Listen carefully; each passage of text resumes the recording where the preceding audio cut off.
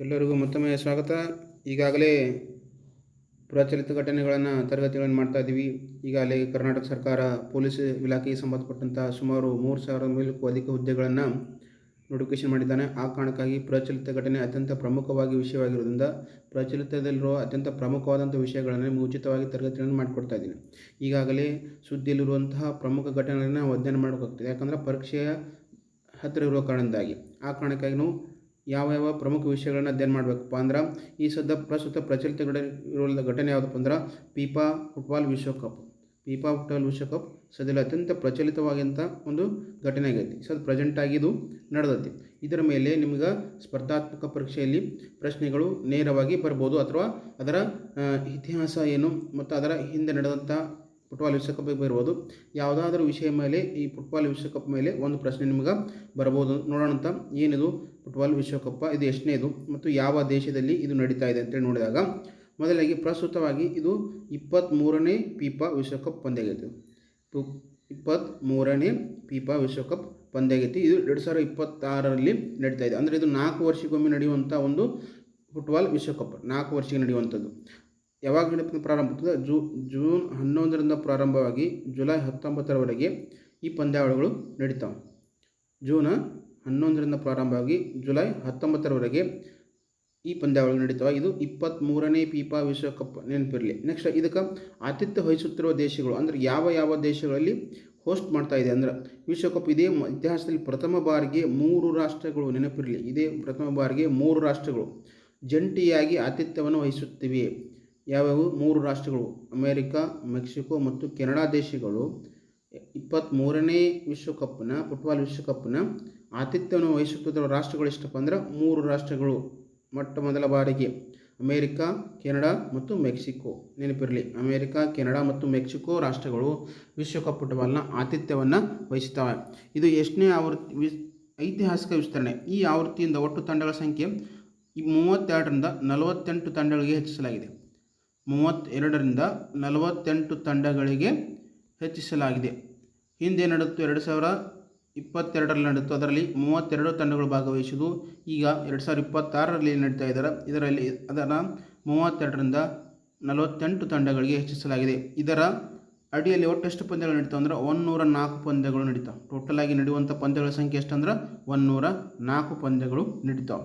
ಈ ಉದ್ಘಾಟನೆ ಪಂದ್ಯ ಯಾವ ನಡೀತೈತೆ ಅಂದ್ರೆ, ಉದ್ಘಾಟನೆ ಪಂದ್ಯ ಮೆಕ್ಸಿಕೋ ಸಿಟಿಯ ಐತಿಹಾಸಿಕ ಕ್ರೀಡಾಂಗಣವಾದ ಎಸ್ಟಾಡಿಯೋ ಅಜೆಸ್ಟಿಕ್ದಲ್ಲಿ ಮತ್ತು ಮೆಕ್ಸಿಕೋ ಮತ್ತು ದಕ್ಷಿಣ ಆಫ್ರಿಕಾ ತಂಡಗಳ ನಡುವೆ ತಂಡಗಳ ನಡುವೆ ಆರಂಭಿಕ ಪಂದ್ಯ ನಡೀತೈತಿ. ದಕ್ಷಿಣ ಆಫ್ರಿಕಾ ತಂಡಗಳ ನಡುವೆ ಎಲ್ಲಿ ನಡೀತದೆ ಅಂದ್ರೆ ಐತಿಹಾಸಿಕ ಕ್ರೀಡಾಂಗಣ ಮೆಕ್ಸಿಕೋ ಸಿಟಿಯ ಎಸ್ಟಾಡಿಯೋ ಸ್ಟೇಡಿಯಂನಲ್ಲಿ ಮೊದಲ ಪಂದ್ಯ ಯಾವ ರಾಷ್ಟ್ರಗಳ ನಡುವೆ ನಡೀತದೆ ಅಂದ್ರೆ ಮೆಕ್ಸಿಕೋ ಮತ್ತು ದಕ್ಷಿಣ ಆಫ್ರಿಕಾ ತಂಡಗಳ ನಡುವೆ. ನೆನಪಿರಲಿ, ಫೈನಲ್ ಪಂದ್ಯ ಜುಲೈ 19ರಂದು ನ್ಯೂಯಾರ್ಕ್ನ ಪ್ರಸಿದ್ಧ ಕ್ರೀಡಾಂಗಣವಾದಂಥ ಮೆಟಲೈಫ್ ಕ್ರೀಡಾಂಗಣದಲ್ಲಿ ಫೈನಲ್ ನಡೆಯುತ್ತೆ. ನಿಮಗೆ ಕೇಳ್ತಾನೆ, ಮೊದಲ ಪ್ರಾರಂಭ ಯಾವ ದೇಶದಲ್ಲಿ ಆಯಿತು ಮತ್ತು ಫೈನಲ್ ಎಲ್ಲಿ ನಡೀತು, ಇವೆಲ್ಲವನ್ನೂ ನೆನಪಿರಬೇಕು. ಆ ಕಾರಣಕ್ಕಾಗಿ ಈ 2026ರ ಫುಟ್ಬಾಲ್ ವಿಶ್ವಕಪ್ನಲ್ಲಿ ಕೆಲವು ಹೊಸ ನಿಯಮಗಳನ್ನು ಜಾರಿ ತಂದಿದ್ದಾರೆ. ಹೊಸ ನಿಯಮಗಳನ್ನು ಏನು ತಂದಿದ್ದಾರೆ? ಮೈದಾನದಲ್ಲಿ ಶಿಸ್ತು ಕಾಪಾಡುವ ನಿಟ್ಟಿನಲ್ಲಿ ಆಟಗಾರರು ವಾಗ್ವಾದ ನಡೆದ ಸಂದರ್ಭದಲ್ಲಿ ತಮ್ಮ ಬಾಯಿಯನ್ನು ಜರ್ಸಿ ಅಥವಾ ಕೈಯಿಂದ ಮುಚ್ಚಿಕೊಂಡರೆ ನೇರವಾಗಿ ರೆಡ್ ಕಾರ್ಡ್ ನೀಡಲಾಗುತ್ತದೆ.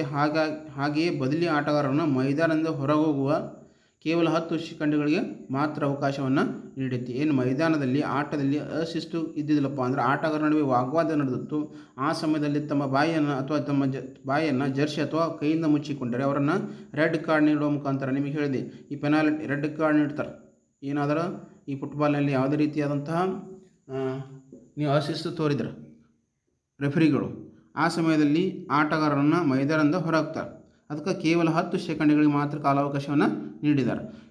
ಹಿಂದೆ ಏನು ನಡೆದಿತ್ತು ಫುಟ್ಬಾಲ್ ವಿಶ್ವಕಪ್? ಈಗ 2026ರಲ್ಲಿ ನಡೆಯುತ್ತೆ, ಅದು 23ನೇ ನಡೆಯುತ್ತೆ. ಈಗ 22ನೇದು ಎಲ್ಲಿ ನಡೆಯಿತು? 22ನೇದು 2002ರಲ್ಲಿ ನಡೀತೈತಿ.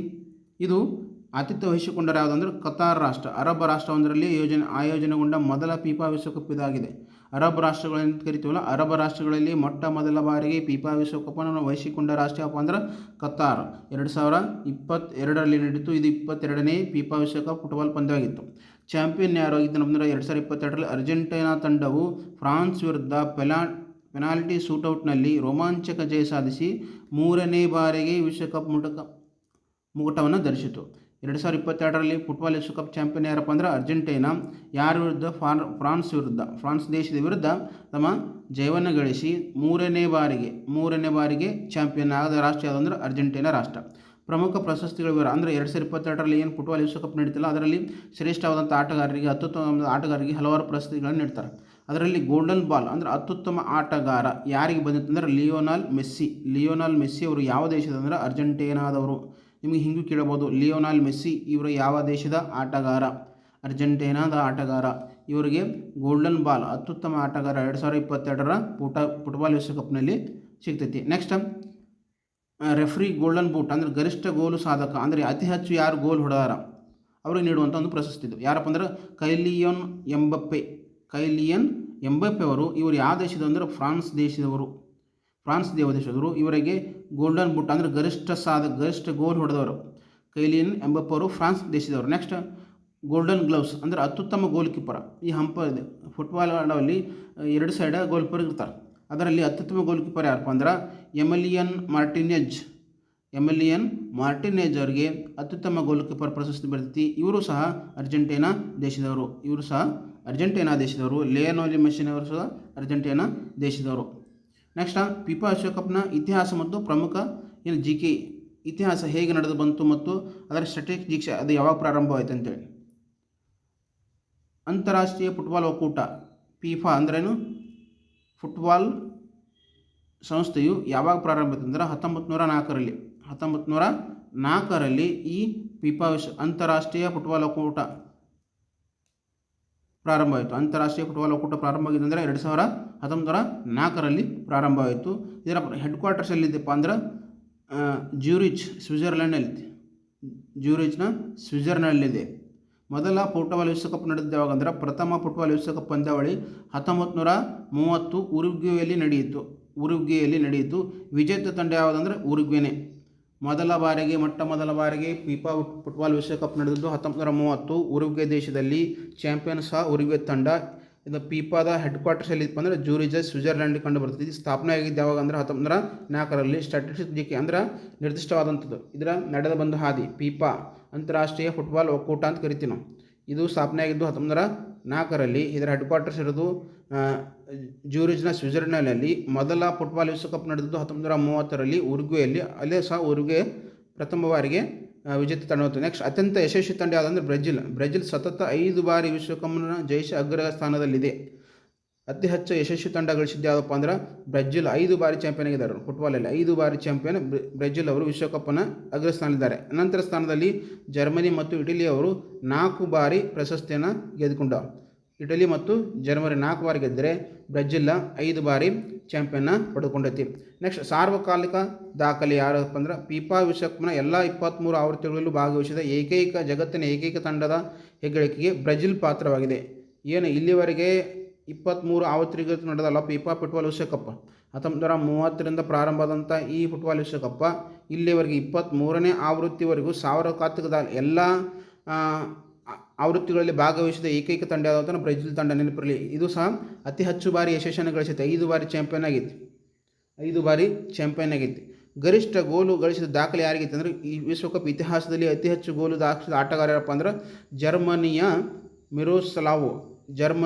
ಮಿರೋಸ್ಲಾವ್ ಕ್ಲೋಸ್ ಅವರ 16 ಗೋಲುಗಳನ್ನು ಗಳಿಸಿದ್ದಾರೆ ಫುಟ್ಬಾಲ್ ವಿಶ್ವಕಪ್ನಲ್ಲಿ. ಅತಿ ಹೆಚ್ಚು ಗೋಲು ಗಳಿಸಿದ ಭಾರತದ ಆಟಗಾರ ಅಂದರೆ ಜರ್ಮನಿಯ ಮಿರೋಸ್ಲಾವ್ ಕ್ಲೋಸ್ ಅವರು ಒಟ್ಟು 16 ಗೋಲು ಗಳಿಸುವ ಮೂಲಕ ವಿಶ್ವಕಪ್ನಲ್ಲಿ ಅತಿ ಹೆಚ್ಚು ಗೋಲು ಗಳಿಸಿದ ಆಟಗಾರಾಗಿದ್ದಾರೆ. ಇನ್ನು ಪರೀಕ್ಷಾ ದೃಷ್ಟಿಕೋನದಿಂದ ನಿಮಗೆ ಒಂದು ಕೋಷ್ಟಕ ಕೊಟ್ಟಿರ್ತೀವಿ. 2014ರಿಂದ 2026ರವರೆಗೆ ಯಾರ್ಯಾರು ತಮ್ಮ ಚಾಂಪಿಯನ್ ಆಯಿತು ಮತ್ತು ರನ್ನರ್ ಅಪ್ ಆಯಿತು ಅಂತೇಳಿ.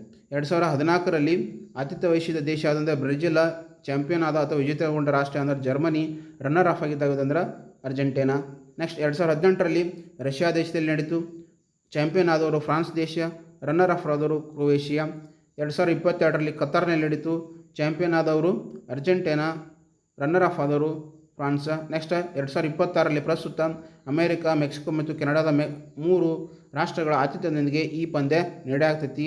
ನಿಮಗೆ ಫಿಫಾ ವಿಶ್ವಕಪ್ ಮೇಲೆ ಒಂದು ಪ್ರಶ್ನೆ, ಯಾವುದಾದರೂ ಈ ಸದ್ದ ಪೊಲೀಸಲ್ಲಿ ಬರ್ಬೋದು ಅಥವಾ ಈ ಸದ್ದ ಏನು ವಾರ್ಡನ್ ಕಾಲ್ಫರ್ ಮಾಡ್ತಾನೆ ಸಮಾಜ ಕಲ್ಯಾಣ ಇಲಾಖೆಯಿಂದ, ಅಥವಾ ಟೀಚರ್ ಪೋಸ್ಟ್ ಕಾಲ್ಫರ್ ಮಾಡ್ತಾನೆ, ಅಥವಾ GPSTR HSTR ಗ್ರೂಪ್ ಸಿ, ಇವು ಯಾವುದೇ ರೀತಿ ಸ್ಪರ್ಧಾತ್ಮಕ ಪರೀಕ್ಷೆಗೆ ಈ ಫಿಫಾ ಫುಟ್ಬಾಲ್ ವಿಶ್ವಕಪ್ ಮೇಲೆ ಒಂದು ಪ್ರಶ್ನೆ ಬಂದೇ ಬರ್ತದೆ, ನೆನಪಿರಲಿ. ಯಾಕಂದರೆ ಅತ್ಯಂತ ಸುದ್ದಿಯಲ್ಲಿರುವಂಥ ಒಂದು ಜಗತ್ತಿನಲ್ಲಿ ಅತ್ಯಂತ ಪ್ರಸಿದ್ಧವಾದಂಥ ಆಟ ಮತ್ತು ಕ್ರೀಡೆ ಆಗಿರುತ್ತೆ. ಆ ಕಾರಣಕ್ಕಾಗಿ ಇದರ ಮೇಲೆ ಒಂದು ಪ್ರಶ್ನೆ ನೇರವಾಗಿ ಬರ್ತದೆ. ಇದರ ಮೇಲೆ ಪ್ರಸ್ತುತಿ ಇದ್ದಿರ್ಬೋದು, ಅಥವಾ ಆ ಫಿಫಾ ಫುಟ್ಬಾಲ್ ವಿಶ್ವಕಪ್ ಸ್ಥಾಪನೆ ಆಗಿದ್ದರೂ ಬರ್ಬೋದು, ಅದರ ಕೇಂದ್ರ ಕಚೇರಿ ಬರ್ಬೋದು, ಮತ್ತು ಯಾವುದೇ ರೀತಿ ಫುಟ್ಬಾಲ್ ವಿಶ್ವಕಪ್ಗೆ ಸಂಬಂಧಪಟ್ಟಂಥ ಒಂದು ಪ್ರಶ್ನೆ ನಿಮಗೆ ನೇರವಾಗಿ ಬರ್ತದೆ. ಆ ಕಾರಣಕ್ಕಾಗಿ ನೀವು ದಯವಿಟ್ಟು ಈ ವಿಡಿಯೋನ ನಿಮ್ಮ ಸ್ನೇಹಿತರಿಗೆ ಶೇರ್ ಮಾಡಿ.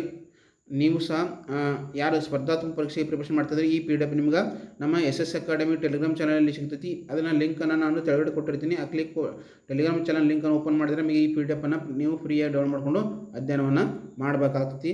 ಆ ಕಾರಣಕ್ಕಾಗಿ ನಿಮ್ಮ ಸ್ನೇಹಿತರು ಸಹ ಶೇರ್ ಮಾಡಿ.